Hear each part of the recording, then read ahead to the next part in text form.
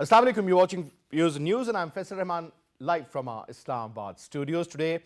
Obviously, we'll be talking about the end game in Afghanistan and the current situation out there. But before that, I would also like to pay a tribute to our very dear late friend Rahimullah Yousafzai Saab, I think one of the most senior journalists in Pakistan. And whenever we used to talk about the Afghan situation, or the current development in that part, I think he was an authority over that. So our production team, it has prepared a package as a tribute to the great legendary journalist. Let's watch that first and then I'll get you introduced to our panelists and then we'll start our regular program. The award-winning iconic journalist Rahimullah Yousafzai passed away in Peshawar on Thursday after courageously battling cancer. The Peshawar-based veteran journalist secured many feathers in his cap during his checkered journey as journalist. He was awarded Tamgha Imtiaz in 2005, followed by Sitara Imtiaz from Government of Pakistan in 2010 as an acknowledgement of his contribution to journalism. Yousafzai covered the situation in Afghanistan since the Soviet invasion in 1979 and interviewed Al-Qaeda leader Osama bin Laden as well as Taliban founder Mullah Umar. Rahimullah was considered a credible authority on Afghan affairs due to his vast field experience and spectacular professionalism. As his son Arshad Yousafzai confirmed the demise of celebrated journalist, tributes pour in for one of Pakistan's most respected journalists. Prime Minister Imran Khan, Chief of Army Staff General Qamar Javed Bajwa has expressed deep sorrow and grief over his demise. According to Prime Minister Imran Khan, Yousafzai was an opinion maker because his columns were well researched. My condolences and prayers go to the family, the Premier added. In a tweet, Information Minister Chaudhry Fawad Hussain said Rahimullah Yousafzai's death marks the end of an era of journalism. The death of Yousafzai, a seasoned analyst and professional journalist, his unprecedented dedication to work has left a huge void in the field of journalism. It's a rare thing to find incredible knowledge and incredible humility in the same package. And in all my days, if I have seen one person who exemplifies that, it was always Rahimullah Yousafzai Saab. He was a giant among us and his loss will never be fulfilled, not by people like us. Rahimullah Yousafzai Saab, he was a great human being, he was a great professional.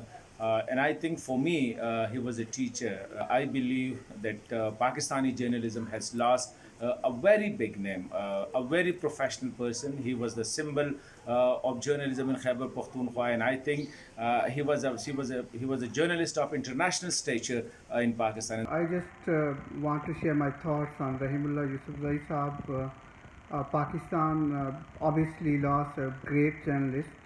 He was not only a very good journalist but also a very good human being as well. It's a great loss to the country, journalism. Yousafzai was a veteran journalist and his contribution to Pakistan's journalism is great. Rahimullah Yousafzai had a profound knowledge of Afghanistan, and I and Rahimullah Yousafzai traveled to Afghanistan in the 90s to cover the inside situation of Afghanistan when the warring factions were fighting each other, and Pakistan was trying to bring about a reconciliation among these warring factions.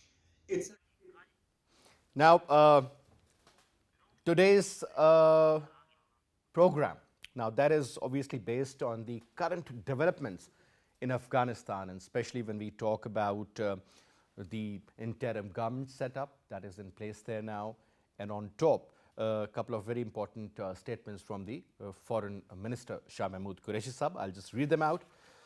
So it says that the urgent priority should be to address the dire humanitarian needs and to ensure economic stability. Pakistan facilitated evacuations and has also dispatched humanitarian assistance. Afghanistan must not be abandoned. Past mistakes must not be repeated. This was stated by none other than the Foreign Minister of Pakistan, Shah Mahmood Qureshi Sahab. And then the Russia's UN ambassador also said that Russia remains interested in soonest stabilization in Afghanistan and its post-conflict recovery. It is in our interest that the country never be a source of threats for the region and the world.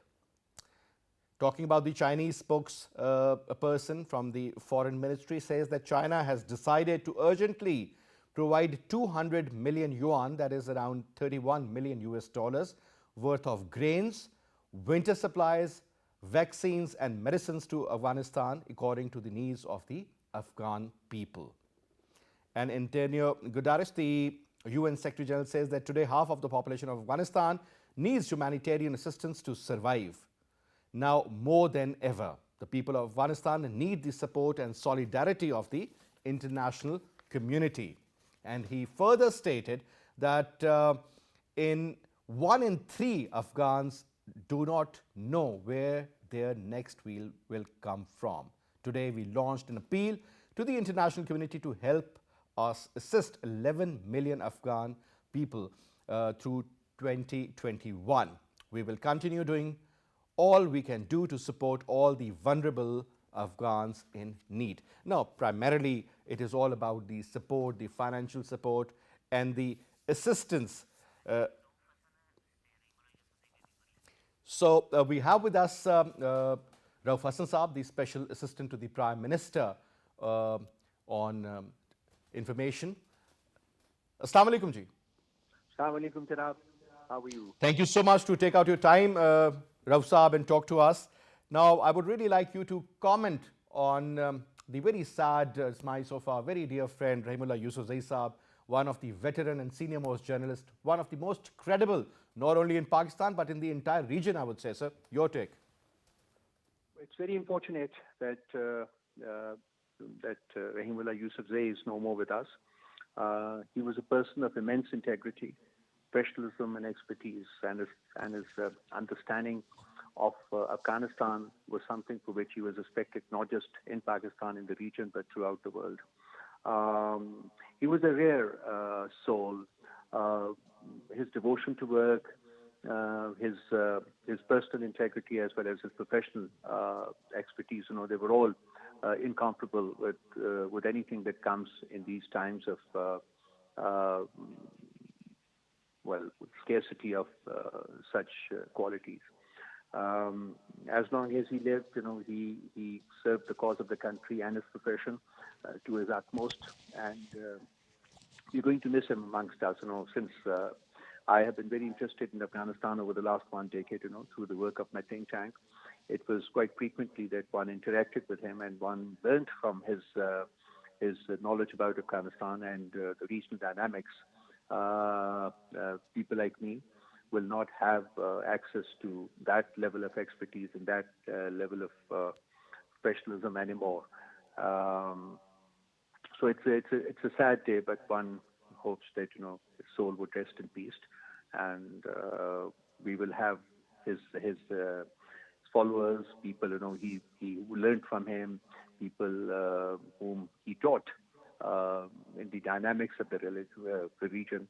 I hope that those people will step forth and try to fill the gap which has been led gaping in this profession.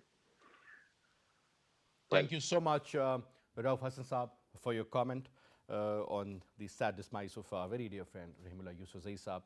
Now, let me quickly introduce you to our panelists. We have with us in our studio on my right is Professor Dr. RIFFAT Hussain Saab. Needs no introduction, is a senior strategist and also an expert on international affairs. Thank you so much, Dr. Saab. Thank you so much for having me. We've been joined on Skype. Dr. Shahid Qureshi Saab, who's a senior analyst, works for the London Post. He's joining us from UK. Qureshi Saab, pleasure to have you, sir. Thank you so much for your time. And we also have with us Dr. ZULFIQAR KAZMI Saab, who's a senior analyst. KAZMI Saab, pleasure to have you in the show, sir. Thank you so much for your time also. Sir, let's start off from you, sir. Now things have changed in the region, sir, and perhaps they are changing for good. This is we all hope and pray, and I hope all the neighboring countries are putting in a lot of effort to make sure that things do get stabilized in Afghanistan. But sir, now there seems to be an urgency. We're not talking about anything else, but there's going to be, sooner or later, there's going to be an acute shortage of food, medical supplies, so on and so forth. So Now, the international community, the way they are portraying the Taliban, even after they have taken the government, as if they are the gangsters of the region. The way the Indian media is doing, the way the Western media, in particular CNN or Fox News for that matter, and so many other Western channels. Now, so if this kind of a commitment which the Taliban have given, and they're sticking to it, and I think that is very, very wise of them. But the Western world is totally, trying to create a monster out of them now, trying to malign their personality, their even the senior leadership, sir, for that matter, that there were certain people, they had a bounty of so many million, and now they become the head of the state, for that matter. How do you think, sir, this is going to evolve and eventually come up with some sort of a positive solution, sir? Because it seems that things might take a very different turn if they're not handled properly. Well, Faisal, the demonization and the negative characterization of the Taliban leadership has been a long-standing phenomena. Tomorrow is the 20th anniversary of 9/11 attacks, and there's a lot of soul searching and there's a lot of rethinking that's going on, at least amongst the rational people in the Western media.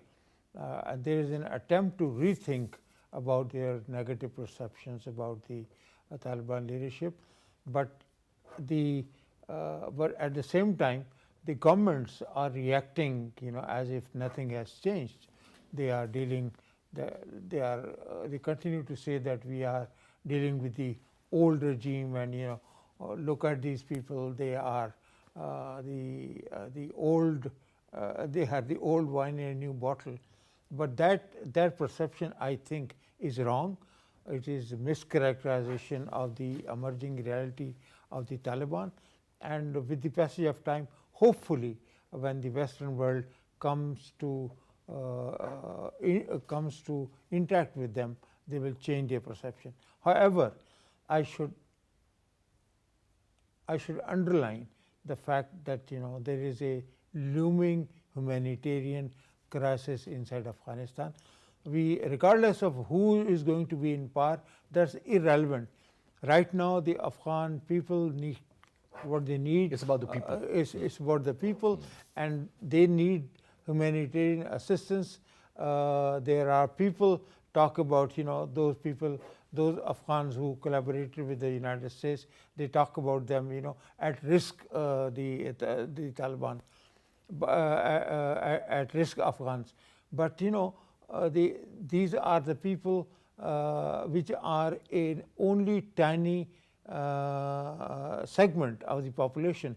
But if you look at the 40 million Afghans who are living inside Afghanistan, that includes older people, that includes school-going children, that includes the poor people, and there are statistics which tell us that the vast majority of these 40 million people are earning less than $1 a day, which is the they're much below the poverty line. They are much below the poverty line. So, and there is a combination of negative factors. There is a COVID, there is a surge in disease, and there is a shortage of fuel and the edible things and basic necessities of life. So, and hopefully on 13th of September, there is going to be a humanitarian assistance conference in Geneva, which has been called out by the UN Secretary General Antonio Guterres, and hopefully that the international community will get its act together and take a leaf from what the Chinese have offered it to them. That's a very little. $31 million, nothing. No, but that is that can swell into a large stream of humanitarian aid if all the countries put their heart in it, and especially I would urge the EU as well as the United States, because their forces and NATO forces and ISAF forces are singularly responsible for causing this devastation. And the current scenario primarily. And the absolutely, current totally agreed, sir. 100% correct. Now coming to you, Shahid Qureshi Saab, obviously, when we talk about the aid that the Chinese have committed, or in the future, perhaps Pakistan is going to help them, Russians, the Iranians, and so many other Arab countries would be ready for that. But sir, don't you think that the $9.5 billion, that is the Afghan money that has been frozen, should be released? The IMF that has stopped their program, they were supposed to give around $400 million. At least that should have been granted first, sir. Rest would come later. Your take. Qureshi sir. Thank you. My sincere condolences to Rahimullah Yusufzai's family and his children. He was a great journalist. Before answering your question regarding the U.S. Meanness in freezing the Afghan state assets, about $9 billion, I said in a program on a Saudi channel, MBC, with the U.S. Former U.S. Defense Secretary, Assistant Defense Secretary, that it was very mean of you. You spent $2 trillion, but you are so mean that when you're leaving, you've frozen their money. It's not that if we are giving them something new, but it means that you have no respect for human rights, you have no respect for humanity. You talk about women's rights, you didn't do anything for the last 20 years, but you're asking Taliban to go to all the things about women's rights, etc. I will just bring your attention to the recent marches against Pakistan by the Panjshiri group, or so-called pro-Iran group in Afghanistan, and the Iranian Foreign Ministry asking to investigate if Pakistani government has anything to do with the conquering of the Panjshir Valley. I would like to, which I think very sadly, Pakistani analysts and Pakistani journalists don't even talk about it. And I'm going to disclose it in your program today. Since 1979, there is a U.S. In the U.S. Embassy of Pakistan in Washington, there is an Iran desk, which means we provide a diplomatic support to Iran in the United States. And moreover, the Iranian trade with India is $30 billion. With regards to Pakistan trade with Iran is $2 billion. We have 700 miles border, land and sea. Our trade is very low. Iran is not even buying our oranges and our basmati, they're buying from India. Most of the analysts I have spoken to, and they have always said that Iran was the main beneficiary of the US intervention in Afghanistan and in Iraq. And that is true to some extent. I was talking to the Azerbaijani ambassador a few weeks ago, and he told me that they had to call the Iranian ambassador in Baku and give him a notice because of there's some border violations with Azerbaijan, the Iranian government is doing. In the recent war with Armenia, Iran was supporting the Armenian and Russian. Georgia is a Christian country which refused the Russian flights or army flights over the territory, but Iran allowed the Russian arms to supply to Armenia. Same is goal with the Pakistani. We found Kulbushan there. We have 5,000 Pakistanis are fighting in Syria. We have 50 Pakistanis killed in fighting with the Turkish forces in Idlib in Syria, who are of Pakistani origin. We have a Pakistani serving 4 year sentence in a German prison for spying for the Islamic Republican Guards. What I'm trying to say here is Pakistan is a Muslim country. We do not have any boxes for Shias or Sunnis. Pakistani constitution is a Muslim constitution, but on the other hand, the Iranian constitution is a Shia constitution. Article 12 is clearly stated that the religion of the state will be 12 Shias.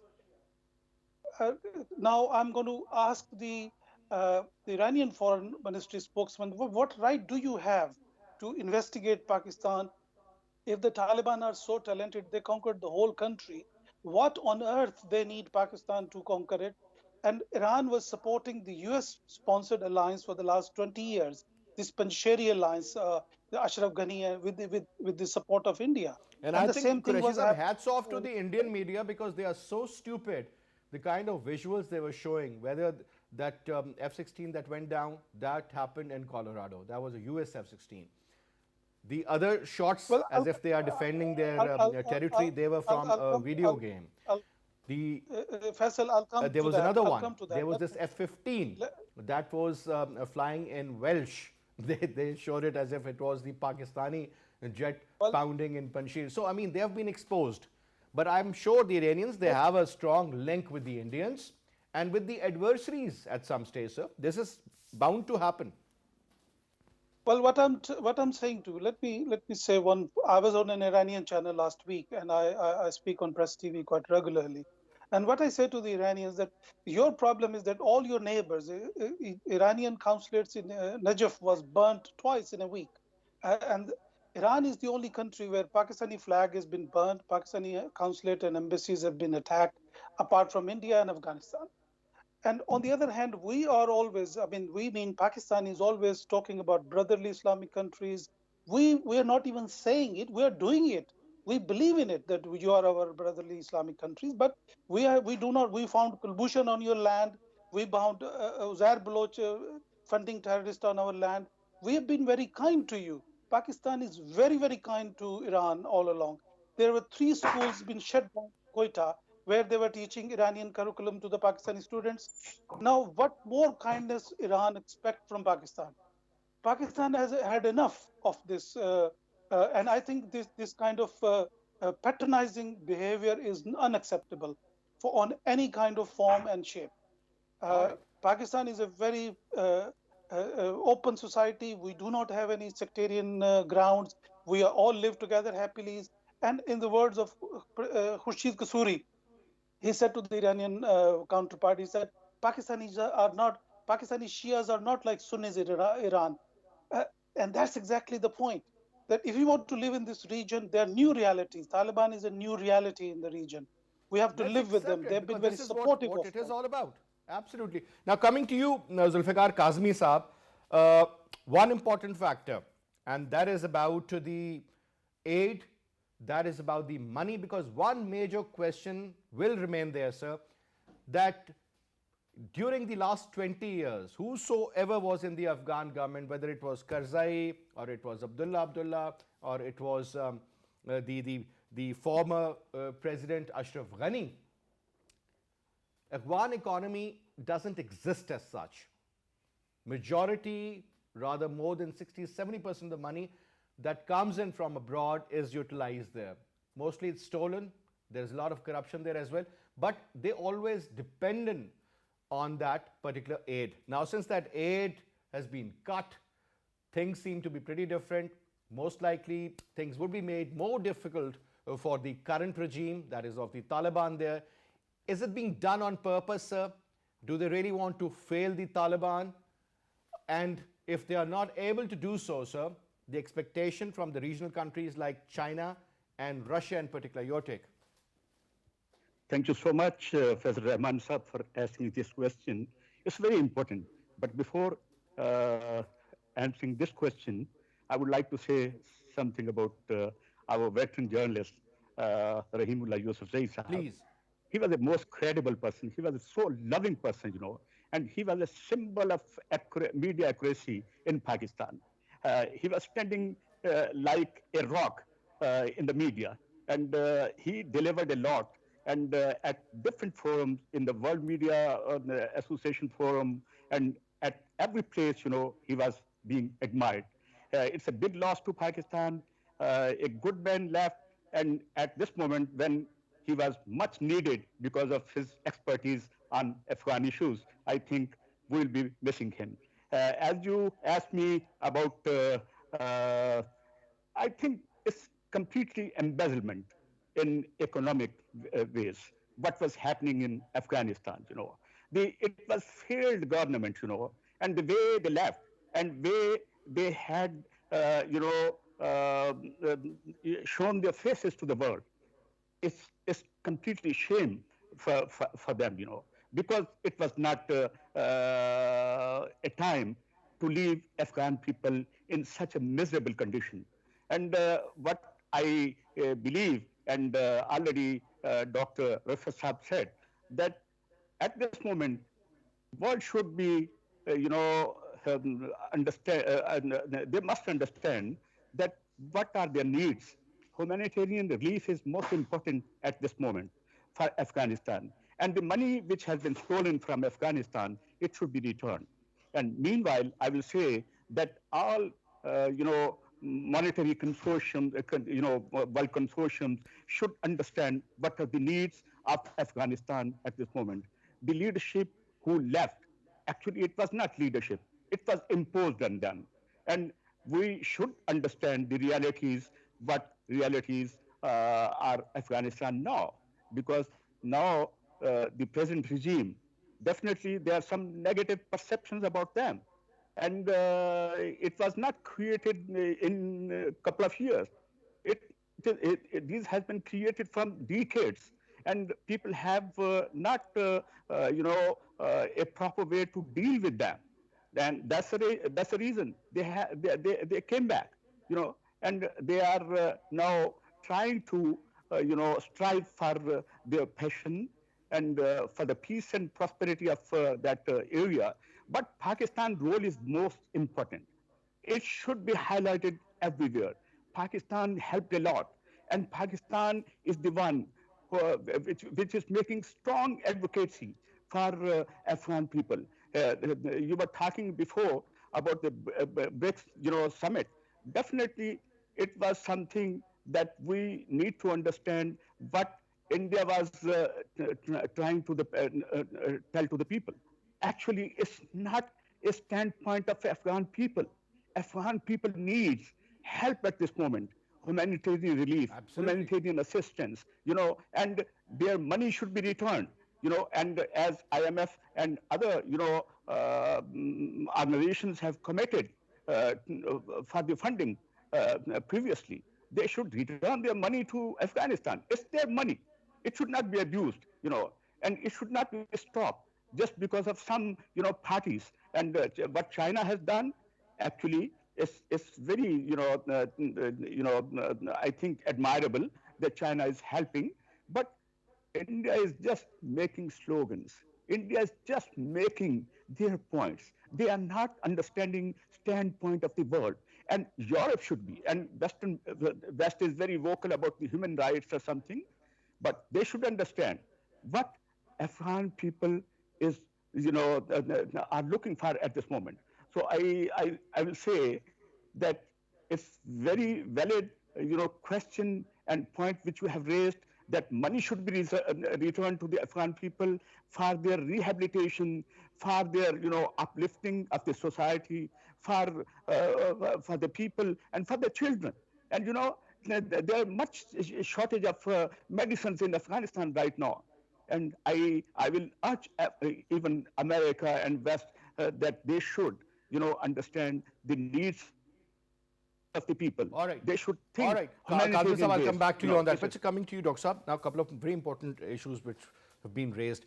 One is that, sir, let me ask a very blunt, straight question. Do you think, sir, Iran is going to be our adversary in Afghanistan? Number one. Sir, looking at the kind of support which we gave to Azerbaijan, Pakistan and Turkey. Again, Armenia and Russia, they had the Russian support as well as the Iranian support. Obviously, if we say that the Turkish, they have a design, to be influential in Afghanistan through Turkmenistan or through people like Rashid Dostum for that matter. Even the former Panjshir commander who died before the 9/11 incident, Ahmad Shah Massoud, was also a Turk. Over here, sir, the regional power was obviously with the Persian people. So that conflict or that particular area of management could again be inside Afghanistan, sir, where it could be, you never know, there could be more proxies. Well, the worst case scenario. Well, let's hope that Iranian leadership would act wisely and they would not be falsely blaming Pakistan for the loss of Panjshir Valley or the defeat of National Resistance Council. Aren't they speaking the language of the Indians? Well, no, they have their concerns because they were one of the main architects of the Northern Alliance. So they think that Taliban's absolute control over whole of Afghanistan would reduce their influence. Would reduce their influence. So, but having said that, I should also point out, I was reading last night a book which is called Night Letters, which is a remarkable account of Gulbuddin Hikmatyar's escape from Afghanistan after 9/11 and his 5-year-long stay inside Tehran. And it's a remarkable story of how he managed to stay in Iran when the global war on terror was being waged against the Afghan people, and he survived. And he talks about the Iranian help which they had extended to some of these Hizb Islamic group? Not only Hizb Islamic group, but the other Mujahideen. Okay. So which means that Iranians are deeply entrenched, and what has angered them the most is the loss of Herat and the Taliban's control over the whole of Afghanistan. But I think what they are perceiving it as a setback is not really a setback for them, because if the Taliban do not gain total control of Afghanistan, which they have done now, which means that their claim to be the true representative of the Afghan people will remain incomplete. So I think the Panjshir Valley's conquest has an internal dynamic, and there were a number of comments. I could quote you at length people and analysts who had said that this Panjshiri resistance, particularly when it was being led by Ahmed Massoud, who is the eldest son of late Ahmed Shah Massoud.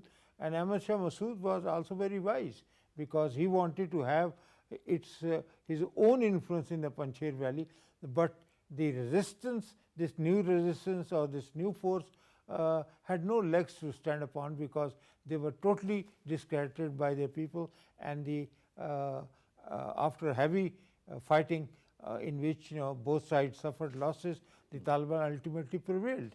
So I think we should not be begrudging Taliban's victory over the Panjshir Valley, but but we should come to the reality that Taliban are going to be a new reality.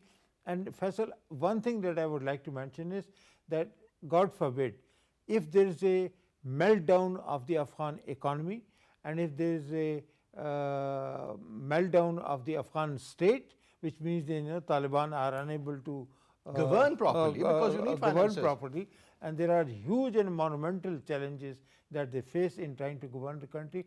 But their failure would essentially mean massive exodus of people running for safety, livelihood and security, and that's going to bring in a new wave of migration or economic migrants, not only to the neighboring countries, but it's also going to adversely impact on Afghanistan's relationship with Iran.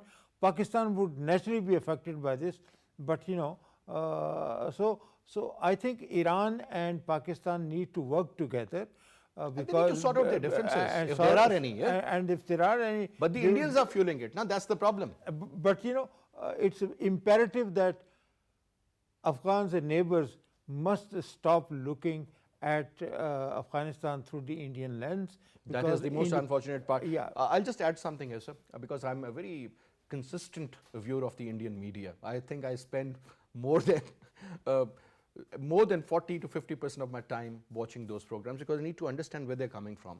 Now, Major Arya, we all know, one of the hawkish elements in their media, he was giving a lecture in which he was trying to tell the entire world, or rather they were trying to make sure that Afghanistan should remain unstable, just because if there is instability out there, things would never settle down, and that is going to be a win-win situation for the Indians. So keep on doing something that could bring in some sort of instability, create differences between Pakistan and Iran, engage the Pakistan government, make sure that the problem prevails in Afghanistan. So eventually our designs should be very clear rather than what Pakistan wants to do. So that is of prime concern. Well, it's important that the world should begin to see through the Indian designs before the Taliban's regaining their power, and and they continue to